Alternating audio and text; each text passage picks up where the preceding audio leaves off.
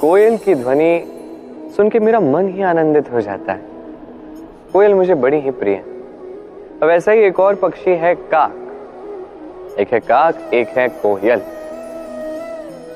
इन दोनों में अधिक अंतर नहीं, किंतु कोयल की ध्वनि सुन के सबका मन प्रफुल्लित हो जाता है। कोयल समक्ष आती है तो मन शांत हो जाता है।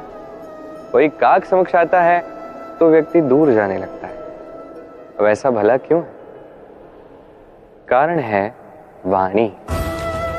कोयल की वाणी बड़ी ही मीठी, बड़ी ही मधुर होती, वही काक की वाणी अत्यंत कर्कश होती, और कर्कश वाणी सुनना किसी को प्रिय नहीं है। अब स्वयं से पूछे, कोई व्यक्ति आके आपसे बात करे, उसकी वाणी मीठी हो तो कितना अच्छा लगता है, कर्कश हो तो उससे दूर जाने का ही मन करेगा। तो बस आपकी भी वाणी इसी प्रकार मधुर रखिए, मीठी रखिए। ये मुझे भी बड़ा प्रिय है। और ये तब होता है जब मन में प्रेम, इस मन में प्रेम जागृत कीजिए, वाणी अपने आप मीठी हो जाएगी और कृष्ण स्वयं आपके निकट आएंगे और आपके साथ कहेंगे क्या? राधे राधे।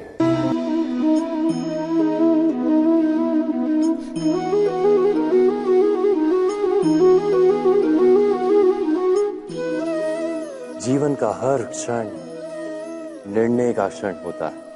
प्रत्येक पद पर दूसरे पद के विषय में कोई निर्णय करना ही पड़ता है, और निर्णय अपना प्रभाव छोड़ जाता है। आज किए गए निर्णय भविष्य में सुख अथवा दुख निर्मित करते हैं, ना केवल अपने लिए, अपने परिवार के लिए भी, आने वाली पीढ़ियों के लिए भी। जब कोई दुविधा सामने आती है तो मन व्याकुल हो जाता है, अनिश्चय से भर जाता है। निर्णय का वो क्षण युद्ध बन जाता है और मन बन जाता है युद्ध भूमि। अधिकतर निर्णय हम दुविधा का उपाय करने के लिए नहीं, केवल मन को शांत करने के लिए लेते हैं। पर क्या कोई दौड़ते हुए भोजन कर सकता है? नहीं। तो क्या युद्ध से जूझता हुआ मन कोई योग्य निर्णय ले पाएगा?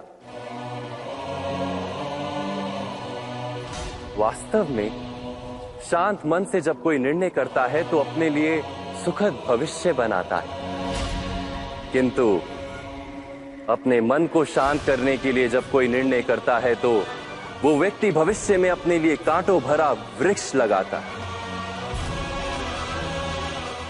स्वयं विचार कीजिएगा।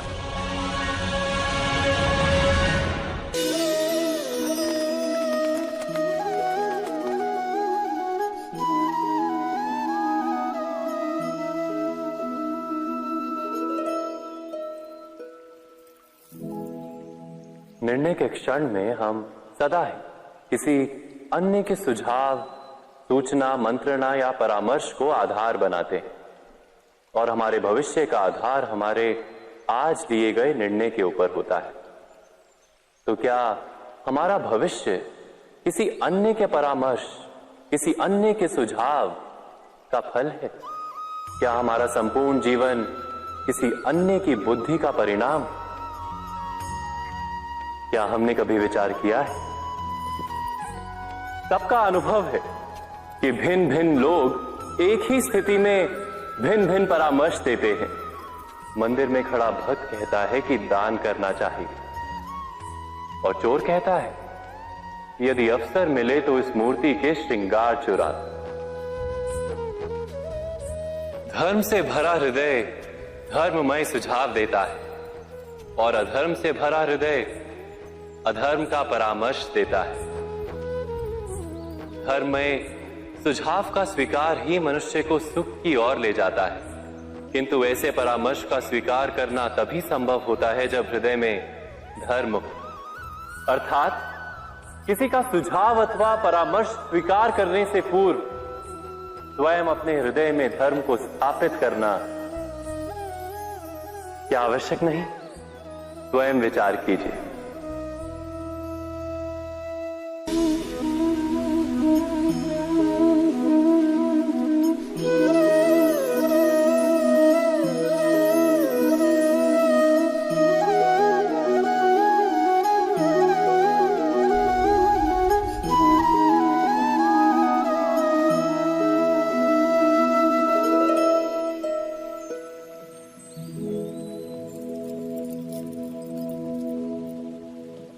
भविष्य के आधार पर सब आज का निर्णय लेना चाहते हैं। भविष्य में सुख मिले, भविष्य सुरक्षित हो, ऐसे निर्णय आज लेने का प्रयत्न रहता है सबका।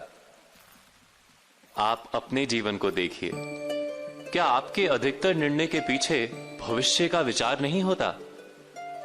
और हो भी क्यों ना, अपने जीवन को सरल और सुखमय बनाने का प्रयत्न करने का अधिकार सबका है। पर भविष्य तो कोई नहीं जानता, केवल कल्पना ही की जा सकती है। तो जीवन के सारे महत्वपूर्ण निर्णय कल्पनाओं के आधार पर ही करते हैं हम।